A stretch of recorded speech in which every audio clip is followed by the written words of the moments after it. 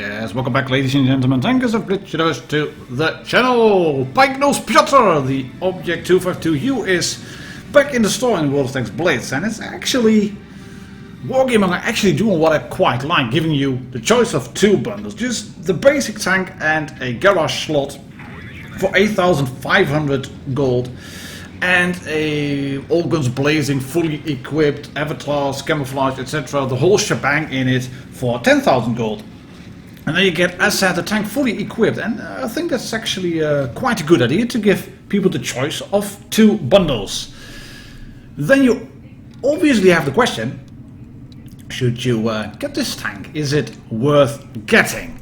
Because Tier A premium tanks, and especially the heavy tanks, there are quite a few of them. We've got the T-34, the Chrysler K, T-26, E5, T-54, E2 has just been released from testing. We have the Goose tank, the Clown tank, the IS-6, the Object 252U, the KV-5, IS-5, IS-2, IS-3 Defender, IS-6 Fearless, VK-168, the Water Breaker, the E-75TS, the Lurber, the Chiefs, the Action X, the WZ-111, the WZ-112-2, the 112 Glacial, and the AMX M449. And that's just the heavy tanks in Tier 8. Tier 8 premium tanks, that's a really congested part of the tech tree. But this tank, it's not bad at all. It is not bad at all. It's typically Russian, it has a pike nose, it has a 122mm gun, it has fairly flat profile on top, it has got commander's hatches, but they are, as said, a really low profile, but that is, I think, somewhat offset by the lower plate being the size of a barn door. Just I thought initially that the 112 Glacial had quite a big lower plate. Well, Object 252 says, hold my beer, mine's even worse. So that means that if you are not hull down and just sitting on flat ground, basically everybody will be able to penetrate you frontally if they shoot that lower plate. It is so huge. You can't really miss it unless you don't properly aim. But still, it's angled backwards at 60 degrees, so it goes up to 200 mils effective armor. But if you're going to use the gun depression, then you will open up that plate and it will be only 160, 170 max. And 170 max is not a lot at this tier. Luckily, the angling on the armor of the tank on the left and the right and on the pike nose itself, that's really strong. It's really strong. Also on the back, we're going to see that later, while Henry _Adam here is driving the Object 252U on Middleburg, and he's gone into the town, and people might start thinking, whoa, that's a sure loss if you go into the town. Well, there were more tanks in the town, and getting B cap early is not a bad idea at all. Was just that his team was kind of crumbling, falling apart. That's the pre-buffed Jagdtiger, and Henry Adam wants to go around, bumps into the dead E75, but then thank you very much, hello Betchat, bye. He just pops up and he gets annihilated. And you can see that if you're sitting in the open field with an Object 252U, most of the tanks you will be facing will be able to penetrate you. Because your side armor is 100 mils. Angled at 60 degrees on the side plate, it goes to up to 186. But shoot it above the tracks, it's going to be 100 mils as well, so yeah, you can just go through. Backside, 90 mils. It's all angled, so that means it's really troll, but the raw numbers are not that spectacular. But if you can do things like this with the tank, just turn around, yes, and then get shot on the engine deck. This RU-251, snap! There we go. This RU just rolled around, tried to shoot on the move, and if you are driving at full speed past an Object 252U or an IS-6 or an IS-5 or whatever, then you might have a shot, and then you're driving past, and 10 meters past the point where you thought, I'm going to shoot him, and I'm going to penetrate my shot, you might bounce because it's all angled up. But if you are given the time to shoot, because Henry has his arse sticking out, he is spotted, you can see, then an RU-251 will have no problems penetrating you right through the side on those little plates on the engine deck at the back. No problem whatsoever. However, Henry hasn't dealt a lot of damage. It's a 1 versus 1, as you can see. He's ahead in terms of victory points. So rather than just listen to the team who are telling him to go A, that would just alert the RU, and he can be killed in 2 shots. So Henry sets up over here, has his lower plate hidden behind a pile of rubber to the left. He can sidescrape a little bit of these dead, E75 over there. Oh, hello RU, you decide to flank. Well, I'm already here. 1 more shot into you. And that's all she wrote, because the RU is now just going to hide. Much to the Betcha 25. He quite likes that. He says, ha ha ha. I don't really know why, but oh well. Lovely little game. Mastery, obviously, 3k damage dealt. Not that much, but he got a lot of victory points from capping that base early. But Martin, can we please have a game then that shows the Object 252U doing a lot of damage and a lot of blocking? Yes, we can. We have Shutty 666 from the BHFC2 clan. And he's on Naval Frontier in a bottom tier game as well. And he's just gonna drive forward into a side-scraping position, and that's going to be a lot of block damage. That is really going to be a lot of block damage. And the way that he's going to position his tank means that the enemies will shoot his tracks, they will shoot his side plate of the lower hull, they will shoot the angled upper plate, frontal hull, and also the angled side plates.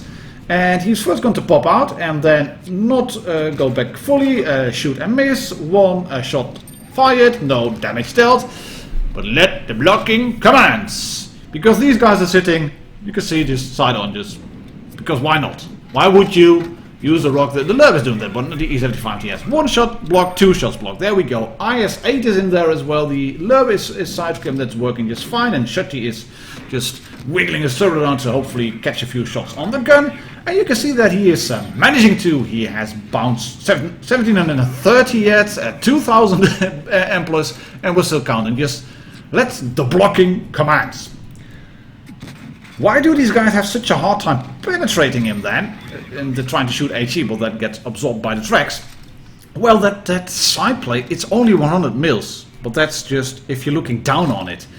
The way that Shutty is sitting here means that they're shooting at 870, 820 millimeters of effective armor, and there's just, they will not be able to penetrate. He even has a little bit of spaced armor on the side as well, which will catch heat shells, so that's something to take into account. The flat part of the side armor is actually spaced armor. If you will shoot heat dead on into the side of an Object 252U because you think, well, I'm going to shoot him right there because that's at a 90-degree angle to me, not going to work.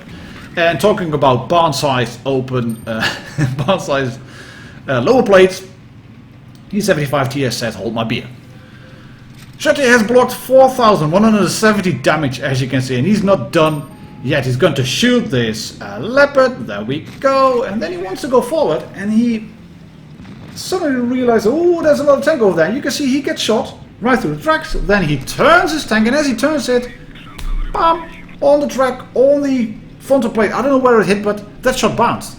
This tank is all about side scraping, about maneuvering around, about facing the enemy frontally with that pike nose, because if you start to face hug them and they can't you shoot down on your lower plates, on your frontal plate, then they're looking at 450 effective armor.